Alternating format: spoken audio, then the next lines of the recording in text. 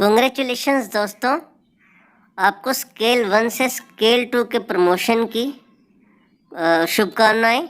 आप जो इंटरव्यू देने जा रहे हैं, हमारा प्रयास रहेगा कि आपको इंटरव्यू में पूछे जाने वाले सवालों से कि क्या क्या संभावनाएं हैं कि पहले से आपको हम बता सके कि इंटरव्यू में क्या क्या पूछा जा सकता है।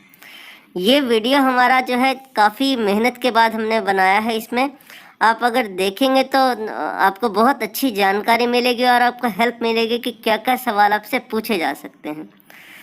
इस वीडियो को देखें और सुने, क्योंकि इम्पोर्टेंट बातें जो है हमने काफ़ी आपको लिख के भी बताई हैं और बोल कर भी बताई हैं। चलिए हम स्टार्ट करते हैं कि क्या क्या एक्सपेक्टेड क्वेश्चंस हैं जो आपसे पूछे जा सकते हैं। Mr. Dipanshu, tell us something about your working experience in any other organization other than Bank of India, and also tell us about your current and last posting. देखिए, इस क्वेश्चन का बैकग्राउंड जो है वो ये है कि आप क्योंकि पहले रिटन एग्ज़ाम देकर आए हैं तो आपको प्रोडक्ट नॉलेज है, तो इसीलिए एग्जामिनर सीधा आपके एप्टीट्यूड पे जा रहा है कि आपसे ये नहीं पूछ रहा है कि आपको प्रोडक्ट के बारे में पता है कि नहीं है, बैंक के प्रोडक्ट्स कैसे हैं कैसे नहीं। सीधा आपसे पूछा जा रहा है आपका पास्ट एक्सपीरियंस अगर कोई रहा है तो, और बैंक ऑफ इंडिया में आपके करंट और पास्ट पोस्टिंग के बारे में। चलिए हम अब चर्चा करते हैं कि संभावित आंसर जो होगा वो क्या हो सकता है। देखिए, आपको सबसे पहले स्टार्ट करना चाहिए, अगर आप दूसरी जगह काम कर रहे थे बैंक ऑफ इंडिया से पहले तो वहाँ से, नहीं तो हम मानते हैं बैंक ऑफ इंडिया में आपकी पहली जॉब रही है तो आप आइए पास्ट पोस्टिंग में। पास्ट पोस्टिंग में आपको डिस्कस करना है स्केल ऑफ ब्रांच कि ब्रांच स्केल 2 की थी, 3 की थी, 4, 5, 6 कौन से लेवल की ब्रांच थी, क्योंकि उससे आपका कैलिबर पता लगता है कि बैंक आपको क्या समझती है, आपको पहले कहाँ पोस्टिंग दी गई आपके कैलिबर को देखते हुए। फिर प्रेजेंट पोस्टिंग, अगर मान लीजिए पहले आप स्केल 4 की ब्रांच में थे और अभी आप स्केल 5 की ब्रांच में पोस्टेड हैं, तो इसका मानना यही रहता है कि आप प्रतिभाशाली कैंडिडेट हैं और इसीलिए आपको नई ब्रांच में अपग्रेड करके पोस्ट किया हुआ है। और आपकी पोस्टिंग कैसे रही है, मैनेजर के तौर पर रही है, डिपॉजिट सेक्शन में रही है, एडवांसेस सेक्शन में रही है, कैसे रही है, तो ये भी एक इम्पोर्टेंट फैक्टर्स है जो आपको डिस्कस करना चाहिए इसमें। और आपका ब्रांच की फंक्शनिंग में क्या कंट्रीब्यूशन रहता है डेली बेसिस पे। आपको डेली कैंसिलिंग ऑफ वाउचर्स नहीं गिनवाना है, वहाँ पे आपको कंट्रीब्यूशन बताना है कि आप कैसे नए कस्टमर्स को अट्रैक्ट करते हैं, कैसे आप बिजनेस लेके आते हैं, और आपकी अगर कोई अचीवमेंट है वो आपको यहाँ डिस्कस करनी है। हम बात करते हैं अब आगे क्वेश्चन नंबर 2 पे। क्वेश्चन नंबर 2 क्या हो सकता है? देखिए, इसमें यह है कि how do you find working with your colleagues who are going to retire और are very senior to you. यहाँ आपको उनके बारे में बात करनी है जो आपसे 25 से 30 साल पुराने हैं बैंक में, और उनका इतना एक्सपीरियंस हो चुका है जितना आप ये मान के चले जितना आपकी एज है उससे ज़्यादा का उनका एक्सपीरियंस है, तो आप कैसे इसको ट्रीट करेंगे। उनके कंट्रीब्यूशन को एक्नॉलेज करिए। ब्रांच में भी अगर आपकी ब्रांच में कोई ऐसे सीनियर हैं तो उनका आपको पॉजिटिव एटीट्यूड सामने लेके आना है। कुछ भी आपको नेगेटिव उनके बारे में बात नहीं करनी है, क्योंकि लिमिटेशंस हर एक की होती हैं।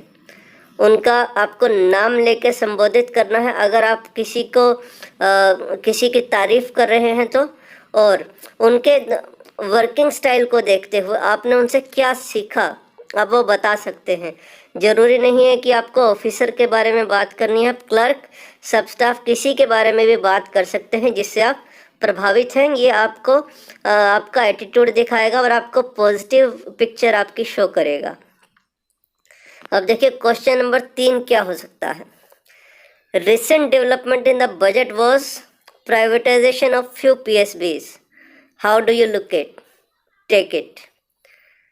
अपने बजट के बारे में थोड़ा सा जानकारी रखिए कि अभी बजट में क्या प्राइवेटाइजेशन की बात हुई थी और क्या क्या बोला जा सकता है, क्या क्या किया जा सकता है उसमें। अब इसमें आप देखें क्या बोलेंगे। आपको किसी भी तरीके से आपको किसी भी तरीके से, किसी भी कारण से प्राइवेटाइजेशन को गलत नहीं ठहराना है, क्योंकि गवर्नमेंट ऑफ इंडिया का डिसीज़न गलत ठहराने वाले आप और हम कोई नहीं होते हैं। सॉरी, हमें इसमें डिस्कस करना है कि प्राइवेटाइजेशन के प्रोज क्या हैं, कॉन्स क्या हैं, सब आपको बातें करनी है। इसमें आएगा, आप अभी रिसेंटली एस्टेब्लिश्ड प्राइवेट बैंक्स के बारे में बात कर सकते हैं, सक्सेसफुली एस्टेब्लिश्ड जो पुराने बैंक्स हैं, HDFC, ICICI, एक्सिस, जो धुरंधर बैंक्स हैं प्राइवेट इंडस्ट्री के, उनके बारे में आप बात कर सकते हैं। उनकी अगर आपके पास कोई अच्छी जानकारी है, कुछ उनके कैसे वो काम करते हैं, वो आप बात कर सकते हैं। और फिर कंट्रीब्यूशन ऑफ PSBs, क्योंकि आप पब्लिक सेक्टर बैंक से हैं, आप फाइनेंशियल इंक्लूजन में PSBs का जो कंट्रीब्यूशन है उसको डिस्कस कर सकते हैं। और जैसे गवर्नमेंट स्पॉन्सर्ड स्कीम्स को पब्लिक सेक्टर बैंक्स ही लेके आ रहे हैं, पब्लिक सेक्टर बैंक्स ही आगे बढ़ा रहे हैं, आप उसके बारे में चर्चा कर सकते हैं। क्योंकि आपको यहाँ चर्चा करनी है, आपको यहाँ निंदा नहीं करनी है, आपको यहाँ डिसीजन पे नहीं आना है कि आप कैसे करेंगे। फिर देखिए क्वेश्चन नंबर 4 क्या हो सकता है इसके अंदर, how do you see the role of digitalisation in banking. Corona के दिनों में बैंक ही नहीं, सभी ऑर्गेनाइजेशंस का टेस्ट हुआ है कि उन्होंने डिजिटलाइजेशन को कैसे आगे बढ़ाया है और अपनी ऑर्गेनाइजेशन में कैसे कैसे इसका फ़ायदा उठाया है। देखिए हम इसमें चर्चा करते हैं कि ये क्या हुआ है। यहाँ आपको फिर दोबारा से कंक्लूड नहीं करना है कि डिजिटलाइजेशन अच्छा है या बुरा है, आपको डिस्कस करना है कि कैसे जीपे, पेटीएम, फ़ोनपे, व्हाट्सएप पे वगैरह वगैरह कैसे सक्सेस हो गई हैं। जैसे नोटबंदी आई, नोटबंदी ने पेटीएम को सक्सेस कर दिया, उसके बाद जीपे, पेटीएम, फ़ोनपे ये सब अभी अपने मुकाम तक पहुंच गई। अभी कोरोना टाइम्स में डिजिटलाइजेशन के दौरान कैसे, कोविड टाइम के दौरान और डिमोनेटाइजेशन के दौरान कैसे पब्लिक कैसे सारी पब्लिक चाहती है कि घर पे बैठे बैठे सब काम हो जाए। और मोबाइल ऐप के आने से, इंटरनेट बैंकिंग से आने से कैसे नंबर ऑफ़ ट्रांजैक्शंस जो है वो काफ़ी बढ़ गए हैं। और पॉस मशीन से लेके पेट्रोल पंप, इंटरनेट, सब पे डिजिटलाइजेशन का फ़र्क हो रहा है, असर आ रहा है। तो ये अब आपको बातें डिस्कस करनी है और आपको बताना है कि ये बेटर होगा आगे और भी अच्छा होने वाला है। 5वां क्वेश्चन आ जाता है कि आप अपने मैनेजर की रोल को चैलेंजिंग समझते हैं और उनकी एक पॉजिटिव और एक नेगेटिव आपको बात बतानी है कि आप कैसे उनको देखते हैं। यहाँ आप ये बात ध्यान रखने वाली है कि यहाँ आपने अभी थोड़े समय पहले ही इंटरव्यू में अपने सीनियर्स के बारे में बात की, तो आपको यहाँ पे अपनी पर्सनल फीलिंग्स को लेके नहीं आना है। आपको केवल उनके मैनेजरियल रोल के बारे में बात करनी है, उनकी पर्सनल बात नहीं करनी है कि वो मेल हैं, फीमेल हैं या उनका एज क्या है, नहीं। आपको उनकी मैनेजरियल कैपेसिटी के बारे में बात करनी है, उनके पॉजिटिव और नेगेटिव उसके बारे में बात करनी है। यहाँ हम इसकी चर्चा करते हैं कि ये कैसे है। देखिए आपको अपने मैनेजर की ऑथोरिटी की रिस्पेक्ट करनी है, उनकी डिसीजन टेकिंग स्किल्स की रिस्पेक्ट करनी है, क्योंकि रिस्क उनका है, उनकी आपको रिस्पेक्ट करनी है। किस तरीके से वो प्रेशर हैंडल कर रहे हैं, किस तरीके से हायर ऑफिसेस से वो कम्युनिकेट कर रहे हैं, लाइजनिंग रख रहे हैं, ब्रांच को आगे प्रेजेंट कर रहे हैं और वहाँ पे ब्रांच को खुद रिप्रेजेंट कर रहे हैं। और देखिए ये सब सारी चीज़ें हैं जो आपको उसमें डिस्कस करनी है। फिर आ जाएगा कि उनकी बिजनेस जनरेटिंग स्किल्स कैसी हैं, वो आपको पॉजिटिव्स में बात करनी है कि वो कैसे ब्रांच के लिए आपके बिजनेस लेके आ रहे हैं, कैसे आपके ब्रांच को रिप्रेजेंट कर रहे हैं आपकी सोसाइटी में, जहां आपकी ब्रांच है उस मार्केट में, और आपके एरिया में कैसे आपकी ब्रांच को आगे बढ़ा रहे हैं, उनका कस्टमर से बिहेवियर कैसा है, स्टाफ से बिहेवियर कैसा है, सिचुएशन हैंडलिंग कैसी है उनकी। ये पॉजिटिव बातें हैं सारी, क्योंकि मैनेजरियल स्किल जो होती है, जो मैनेजर होते हैं वो ही जानते हैं कि क्या चीज़ें हैं। आपको नेगेटिव कुछ भी नहीं बोलना है उनका।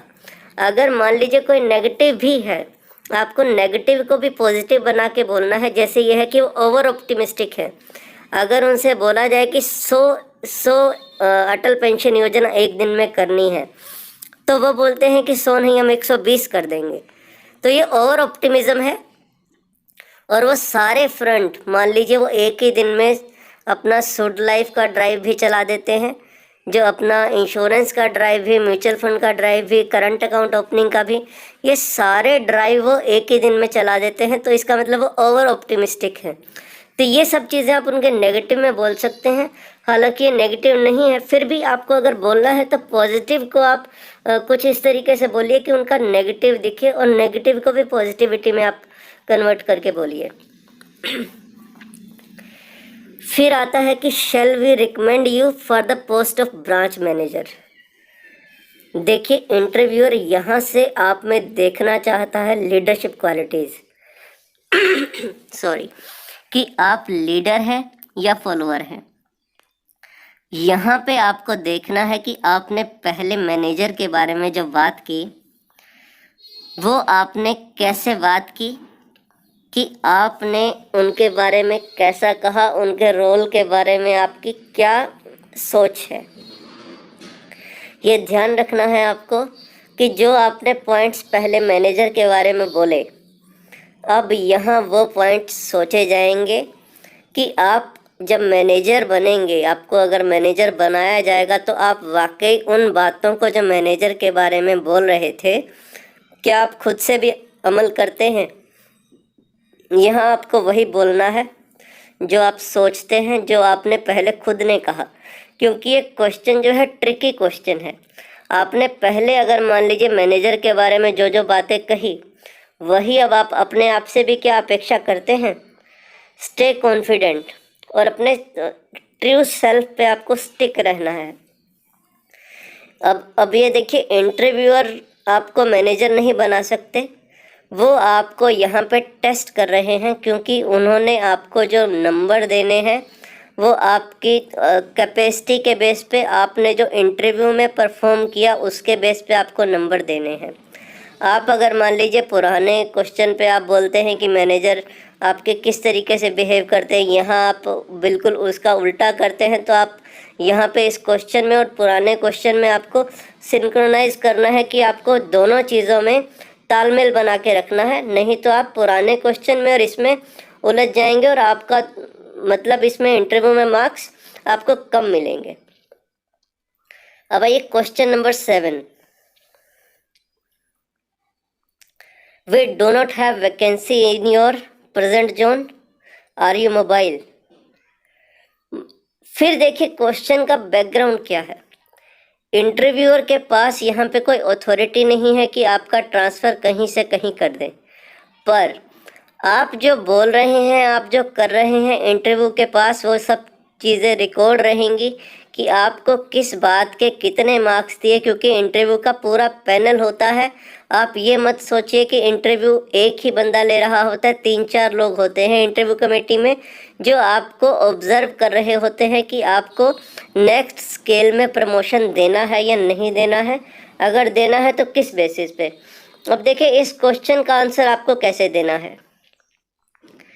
आप जानते हैं कि बैंकिंग की पॉलिसी होती है, आपको नेशन वाइड कहीं भी ट्रांसफ़र कर सकते हैं। आपको ये जानकारी रखनी है। अगर इंटरव्यूअर आपको बोल रहे हैं कि आपको प्रेजेंट जोन में पोस्टिंग नहीं है, तो वो सिर्फ आपको चेक कर रहे हैं आपकी रिस्क टेकिंग कैपेसिटी क्या है।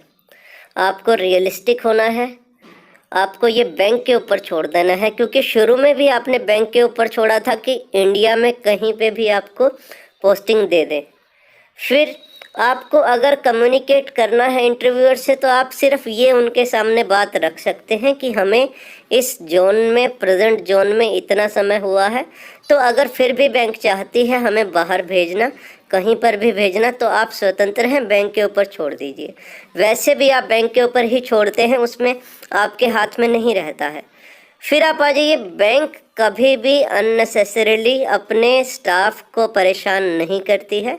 तो आप इस क्वेश्चन का जवाब ओपन माइंड से दीजिए, रिलैक्स होकर दीजिए, क्योंकि आपका स्ट्रेस चेक किया जा रहा है कि आप क्वेश्चन सुनते ही आप कैसा रिएक्ट करते हैं, कैसा रिस्पोंड करते हैं। तो इसमें ज़्यादा परेशान होने की बात नहीं है, हर एक की अपनी लिमिटेशंस होती हैं, उसमें आप नहीं जाइए। फिर आइए, how are you better than other colleagues. इस क्वेश्चन का आंसर और ये क्वेश्चन पूछने का मतलब जो है वो ये है कि हम आपको ही सिलेक्ट क्यों करें, आपके कलीग्स को क्यों नहीं, आप में ऐसा बेटर क्या है। चलिए हम देखते हैं। Do not say anything negative about your colleagues. जब आप अपने कलीग के बारे में नेगेटिव कहेंगे तो आप पहले से ही अपने मार्क्स लूज़ कर रहे हैं। Tell your strengths only. आपके बारे में पूछा जा रहा है कि आपको सिलेक्ट क्यों करें, तो आप अपनी बात बताइए, हमें सिलेक्ट क्यों करें। आप ये मत बताइए कि दूसरे को सिलेक्ट क्यों न करें। आप अपनी लीडरशिप क्वालिटीज़ गिनवाइए और do not look over confident. आपको यहाँ पे आपकी बॉडी लैंग्वेज जो है, आपके बॉडी लैंग्वेज आपके शब्दों से ज़्यादा बोलेगी, तो दोनों में आप तालमेल बिठा के रखिए कि आप कैसा बोल रहे हैं और आप कैसा कर रहे हैं, क्या वो वाकई ही आपके परफॉर्मेंस से मैच करता है या आप जो चाह रहे हैं वो आप वैसा ही कर रहे हैं। तो इसमें आपको ये ध्यान देना है। और आपकी अगर कोई अचीवमेंट है, आपकी अगर कोई स्ट्रेंथ है, तो आप वो सामने रखिए इंटरव्यू पैनल के, वो आपके काम आएगी। इसमें इम्पोर्टेंट पॉइंट्स क्या आपको ध्यान रखने वाले हैं। ये इंटरव्यू कोविड टाइम्स में हो रहा है, तो ये मान के चलिए कि 100% वर्चुअल इंटरव्यू होने वाला है आपका। ये वीडियो कॉन्फ्रेंसिंग के थ्रू होने वाला है और इसके फिजिकल इंटरव्यू होने के चांसेस बहुत ही कम है।